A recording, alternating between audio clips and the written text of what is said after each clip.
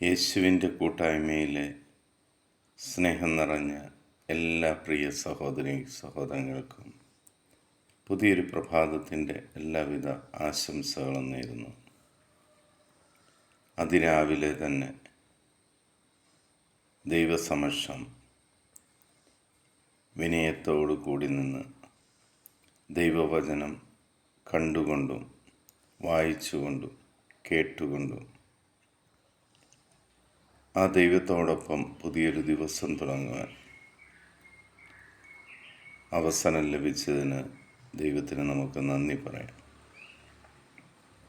ഇന്ന് നമ്മൾ ശ്രവിക്കുന്ന തിരുവചന ഭാഗം സുഭാഷിതങ്ങളുടെ പുസ്തകം 16-ാം അധ്യായം 1-ാം തിരുവചനം.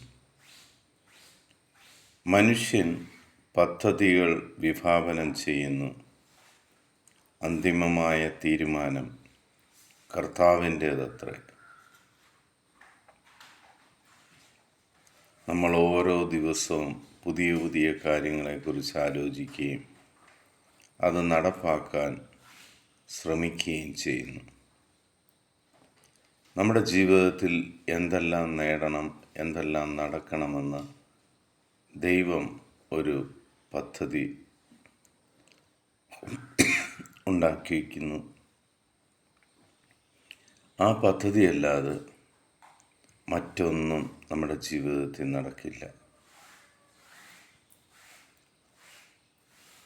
ദൈവത്തിൻ്റെ പ്ലാനുകൾ മാത്രമേ നമ്മുടെ ജീവിതത്തിൽ നടക്കുകയുള്ളൂ. ആ ദൈവസമക്ഷം നമുക്ക് നമ്മളെ തന്നെ വിട്ടുകൊടുക്കാം. പിതാവായ ദൈവത്തിൻ്റെയും പുത്രനായ യേശു ക്രിസ്തുവിൻ്റെയും പരിശുദ്ധാത്മാവിൻ്റെ കൃപയും അനുഗ്രഹവും സമൃദ്ധമായി നിങ്ങളുടെ മേലുണ്ടായിരിക്കട്ടെ. ഈശോ മിശിഹായ്ക്ക് സ്തുതിയായിരിക്കട്ടെ.